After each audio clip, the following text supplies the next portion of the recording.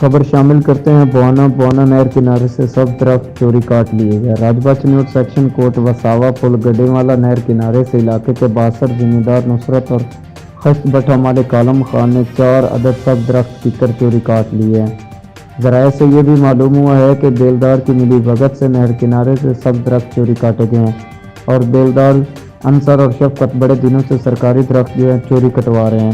عوامی حلقوں نے ڈی سی چنیوٹ سے سرکاری درخت چوروں کے خلاف سخت کارروائی عمل میں لائے جانے کا مطالبہ کیا ہے۔